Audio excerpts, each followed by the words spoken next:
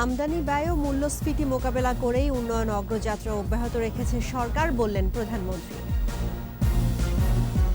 Doctor Taher হত্যা মামলায় review খারিজ, জামায়াতপন্থী শিক্ষক মহিউদ্দিন সহ 2 জনের ফাঁসি বহাল।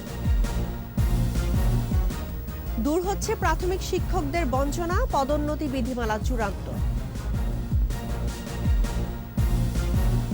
নির্মাণ কাজ শেষ, হস্তান্তর হয়নি 4 শতাধিক মুক্তিযোদ্ধা কমপ্লেক্স ভবন।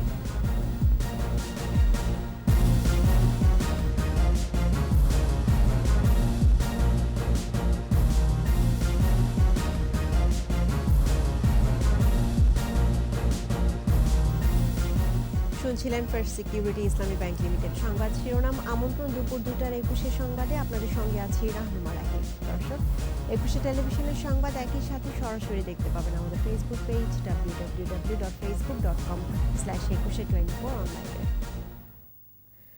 আমদানি ব্যয় ও মূল্যস্ফীতি মোকাবেলা করেই সরকার দেশের উন্নয়ন অগ্রযাত্রা অব্যাহত রেখেছে বলে জানিয়েছেন প্রধানমন্ত্রী শেখ হাসিনা। শুধু রোজগারে সীমাবদ্ধ না থেকে স্বাস্থ্য খাতে গবেষণা বাড়ানোরও তাগিদ দিয়েছেন সংশ্লিষ্টদের। বিস্তারিত জানাচ্ছেন আকবর হোসেন সুমন। রাজধানীর ওসমানী স্মৃতি মিলনায়তনে বিজ্ঞান ও প্রযুক্তি গবেষণায় সংশ্লিষ্টদের ফেলোশিপ ও বিশেষ গবেষণা অনুদান প্রদান অনুষ্ঠান। আয়োজনে গবেষণা ও উদ্ভাবন সংশ্লিষ্ট 47 জনকে ফেলোশিপ প্রদান করেন প্রধানমন্ত্রী শেখ হাসিনা। উন্নয়নে গবেষণার বিকল্প নেই উল্লেখ করে প্রধানমন্ত্রী বলেন, বৈশ্বিক মন্দায়ও দেশের উন্নয়ন অব্যাহত রেখেছে সরকার। যদিও ইউক্রেন রাশিয়া যুদ্ধ, স্যাংশন, কাউন্টার স্যাংশনে আমাদের যে সমস্ত জিনিস আমদানি করতে হয় সেখানে যথেষ্ট বাধাপ্রাপ্ত হতে হচ্ছে। তাছাড়া সারা বিশ্বব্যাপী মূল্যস্ফীতি তারও প্রভাব পড়েছে। তারপরেও আমরা এই সকল পরিবেশকে মোকাবেলা করেই আমরা আমাদের দেশকে এগিয়ে নিয়ে যাচ্ছি। স্বাস্থ্য সংশ্লিষ্টদের গবেষণায় আন্তরিক হবার তাগিদ দেন সরকার প্রধান। আমাদের যারা ডাক্তার হন, হয় তারা ডাক্তার হয়ে হয় পুলিশের চাকরিতে চলে যান বা রাজনীতিবিদ হয়ে যান, ডাক্তারিও করেন না, গবেষণাও করেন না। আর এক শ্রেণী আছে তারা শুধু টাকা কামাই করতেই ব্যস্ত। সরকারি চাকরিও করবেন আবার প্রাইভেটেও প্র্যাকটিস করবেন।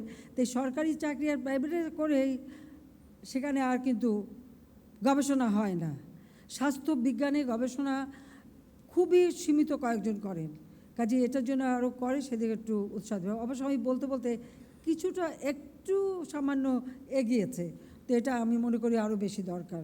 14 বছরে বদলে যাওয়া বাংলাদেশের ধারাবাহিক উন্নয়ন অব্যাহত রাখতে তরুণ প্রজন্মকে দায়িত্ব নেবার আহ্বান জানান প্রধানমন্ত্রী। আমাদের নতুন প্রজন্ম তারাই এই দেশকে সামনে এগিয়ে নিয়ে যাবে। আজকে যে ছাত্রছাত্রীরা এখানে বসে আছে তারাই তো আরও বেশি প্রযুক্তি জ্ঞান সম্পন্ন দক্ষ মানুষ হিসেবে গড়ে উঠবে এবং বাংলাদেশের এই অগ্রযাত্রা যাতে অব্যাহত থাকে তার কারিগর হবে আমাদের এই নতুন প্রজন্ম। কি পারবে না তোমরা যারা এখানে ছাত্রছাত্রীরা অনেকে উপস্থিত, পারবে তো? দেশকে নিয়ে যেতে পারবে না বলো? আলহামদুলিল্লাহ, আমি এটাই চাই যে এই আত্মবিশ্বাস থাকতে হবে। গবেষণালব্ধ প্রতিটি উদ্ভাবনের সত্ত্ব সংরক্ষণেরও নির্দেশ দেন বঙ্গবন্ধু কন্যা। আমি মনে করি তার এই প্যাটেন্টটা নিজে রাখা এবং ইন্টারন্যাশনাল প্রপার্টি ল থেকে ওটাকে নিজেদের করে রাখা এটা খুব দরকার। আকবর হোসেন সুমন, 21 টেলিভিশন, ঢাকা। রাজশাহী বিশ্ববিদ্যালয়ের অধ্যাপক ডক্টর তাহের হত্যা মামলায় রিভিউ খারিজ করে 2 জনের ফাঁসি বহাল রেখেছেন আপিল বিভাগ। 2006 সালের 1 ফেব্রুয়ারি রাজশাহী বিশ্ববিদ্যালয়ের নিজ কোয়ার্টারে নির্মমভাবে খুন হন অধ্যাপক ডক্টর তাহের।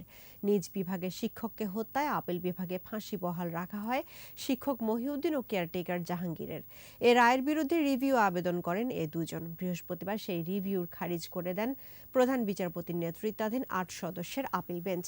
অ্যাটর্নি জেনারেল বলেন, ফাঁসি কার্যকরে আর আইনি বাধা রইল না।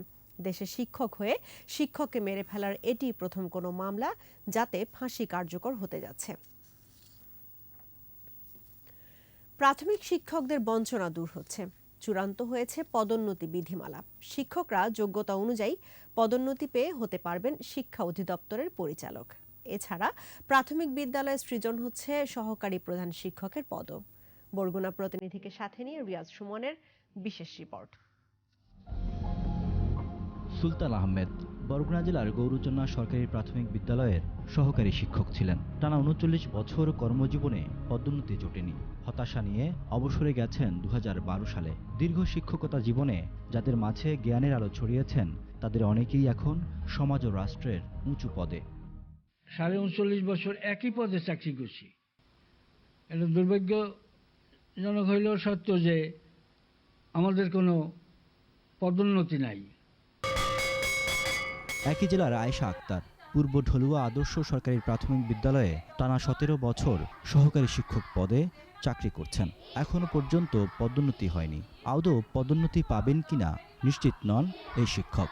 অনেক শিক্ষকই প্রায় 30-40 বছর সহকারী শিক্ষক হিসেবে চাকরি করেই তারা আবার অবসরে সহকারী শিক্ষক হিসেবেই চলে যান। এমন বাস্তবতার মধ্যে শিক্ষকতা করছেন দেশের 65,566টি প্রাথমিক বিদ্যালয়ের বেশিরভাগ সহকারী শিক্ষক। তবে আসার কথা দীর্ঘ প্রতীক্ষার পর প্রাথমিক শিক্ষকদের পদোন্নতি জটিলতা কাটছে। ইতোমধ্যে এ সংক্রান্ত বিধিমালাও চূড়ান্ত করেছে সংশ্লিষ্ট মন্ত্রণালয়। বাকি প্রক্রিয়া শেষে শুরু হবে বাস্তবায়নের কাজ।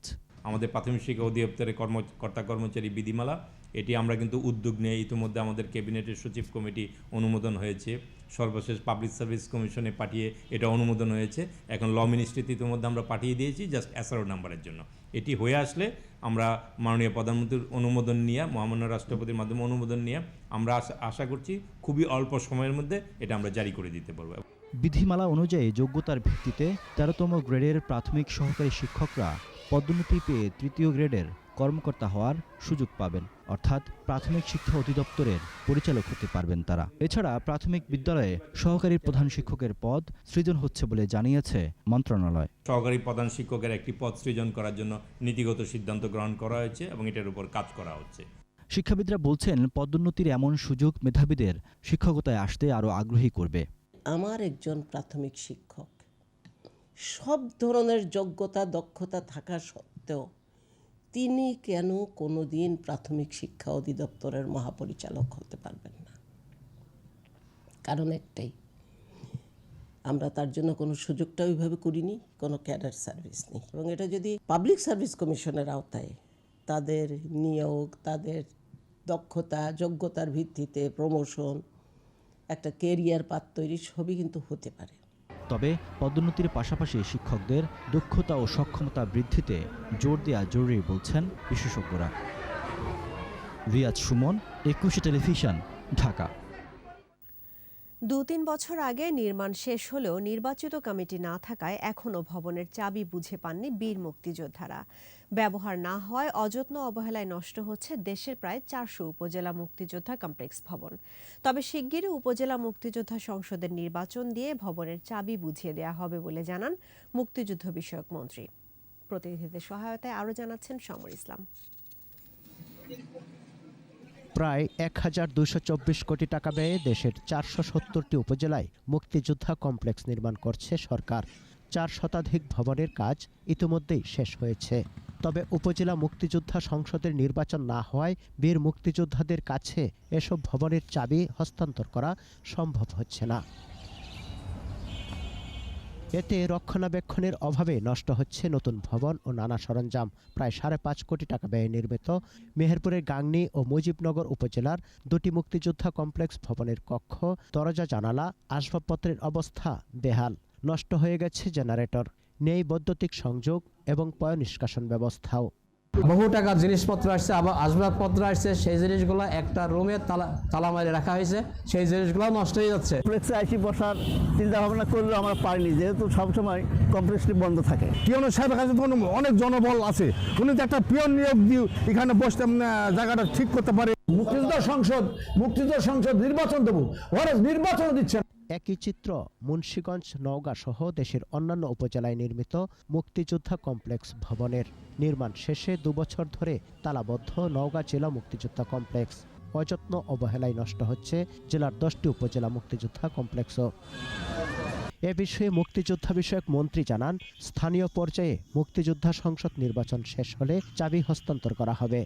এখন যেহেতু নির্বাচিত কোনো সংসদ নাই, সেই জন্য অন্তর্বর্তীকালীন ব্যবস্থা হিসেবে প্রশাসনের লোকেরা অর্থাৎ ইএনও এবং ডিসি সাহেবরা চালাচ্ছে। উপজেলা পর্যায়ের প্রতিটি মুক্তিযোদ্ধা কমপ্লেক্স ভবন নির্মাণে গড়ে খরচ হয়েছে 2,60,00,000 টাকা। সমর ইসলাম, 21 টেলিভিশন। নিচ্ছি সংবাদ বিরতি। যখন ফিরছি তখন অন্যান্য খবরের সঙ্গে আরও থাকবেন। আজ ঐতিহাসিক পতাকা উত্তোলন দিবস। মানচিত্র খচিত লাল সবুজ পতাকায় ছিল স্বাধীন ভূমির আকাঙ্ক্ষা। আবারও আমন্ত্রণ দুপুর 2:21 সংবাদে। খুলনায় ডাক্তার নিশাতের দায়ের করা মামলায় বুধবার রাতে সাতক্ষীরা সদর থানা থেকে এএসআই নাইমকে পুলিশ লাইনে ক্লোজ করা হয়েছে। তার বিরুদ্ধে বিভাগীয় তদন্ত শুরু হয়েছে। সাতক্ষীরার অতিরিক্ত পুলিশ সুপার সজীব খান এই তথ্য নিশ্চিত করেন। এদিকে ডাক্তার শেখ নিশাত আবদুল্লাহর উপর হামলায় জড়িতদের গ্রেফতারের দাবিতে দ্বিতীয় দিনের মতো কর্মবিরতি পালন করছেন জেলার সব চিকিৎসক। বিএমএ খুলনা শাখার কার্যনির্বাহী পরিষদ আজ আবার জরুরি সভায় বসবে বলে জানিয়েছেন বিএমএ সভাপতি ডাক্তার বাহারুল আলম। বুধবার রাতে হামলায় জড়িত ব্যক্তিরা গ্রেফতার না হওয়া পর্যন্ত কর্মবিরতি চালিয়ে যাওয়ার ঘোষণা দেন চিকিৎসক নেতারা। টানা 2 দিন হাসপাতাল ও ক্লিনিকে চিকিৎসক না থাকায় দুর্ভোগে পড়েছেন রোগীরা। এবার বিশেষ আয়োজন উত্তাল মার্চ।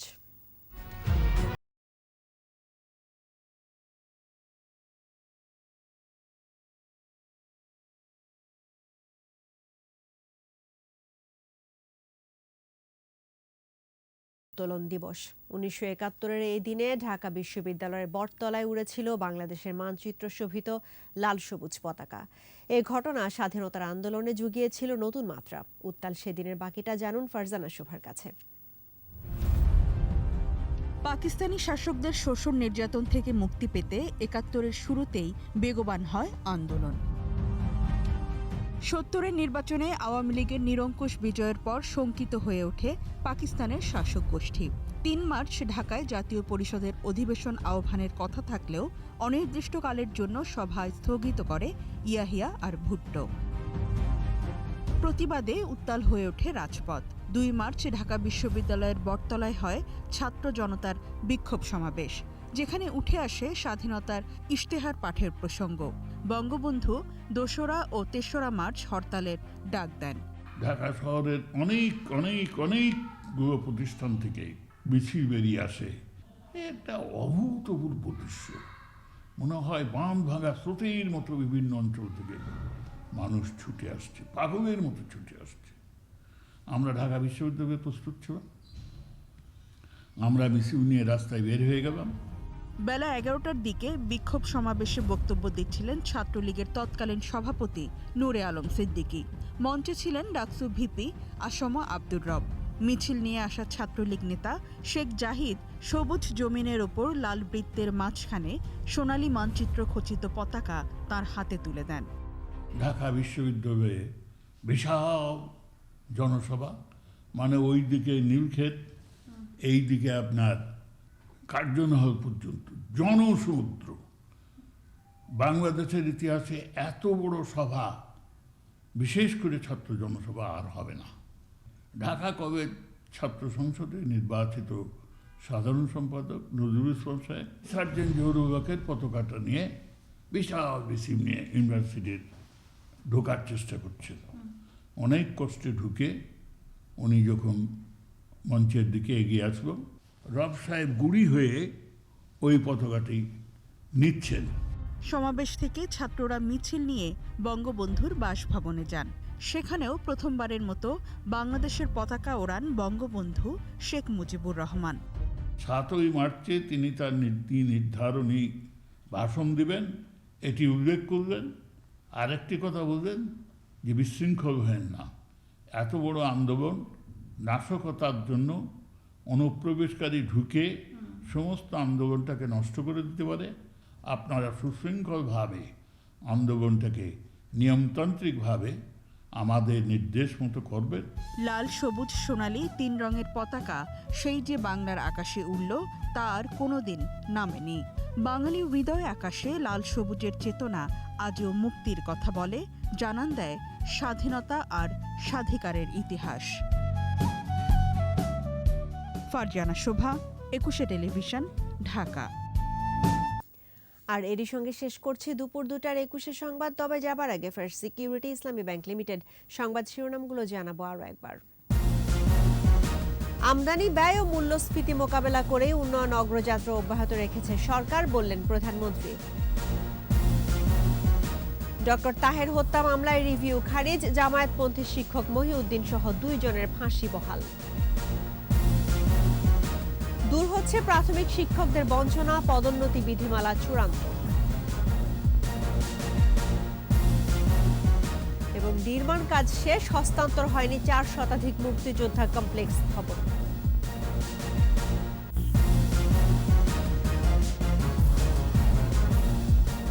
দর্শক, 21-এর সর্বশেষ খবর জানতে ডায়াল করুন 2021 নম্বরে আর ভিজিট করুন 21-tv.com ওয়েবসাইটে। এছাড়া ফেসবুকে লগ ইন করতে পারেন facebook.com/2124 অনলাইনে। সঙ্গে থাকার জন্য ধন্যবাদ। সন্ধ্যা 6টায় 21-এর দেশের সংবাদ দেখার আমন্ত্রণ রইল। স্বাস্থ্যবিধি মেনে চলুন, সুস্থ থাকুন, 21-এর সঙ্গেই থাকুন।